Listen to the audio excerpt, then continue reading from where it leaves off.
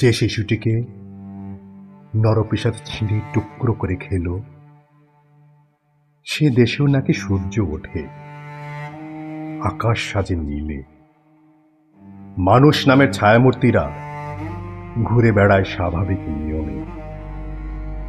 আর একটা নিষ্পাপ জীবন সস্তা কাগজের কেবলই শিরোনাম।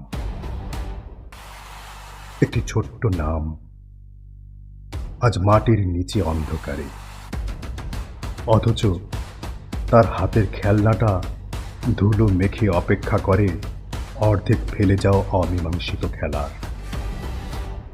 সে যুদ্ধ বোঝেনি, রাজনীতি শেখেনি, তবু তাকে টেনে নামানো হলো নরকে, যেখানে তথাকথিত আইন অন্ধের মতো হাঁপড়ায়, গিজ গিজ করে শুধু সাপদ আর পশুত্ব।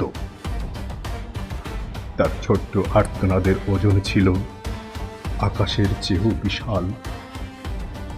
তবুও পাশে রাষ্ট্র দাঁড়ায়নি, দাঁড়িয়েছে মেরুদণ্ডহীন নীরবতা আর চাটুকারের মুখ।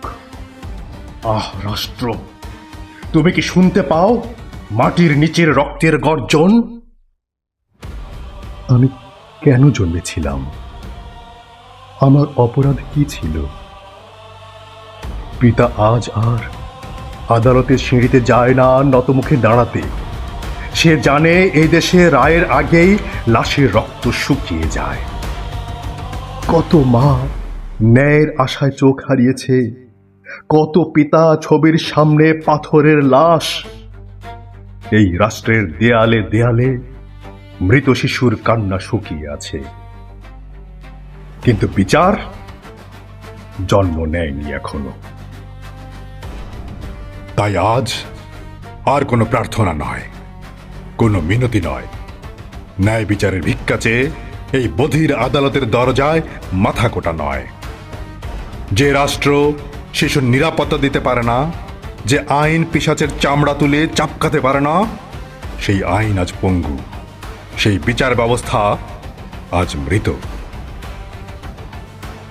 শোনো হে অন্ধ শাসক, শোনো ঘুমন্ত সমাজ, মাটির নিচের প্রতিটি রক্তের ফোঁটা আজ এক একটা বারুদ। যতক্ষণ না ওই পিশাচের আগুনে পাপের সাম্রাজ্য ছাই হয়, ততক্ষণ এই বাংলায় আর সূর্য না উঠুক, আকাশ নীল না হোক, কেবল জ্বলে উঠুক দ্রোহ, ঝরে পড়ুক প্রতিশোধের অঙ্গার।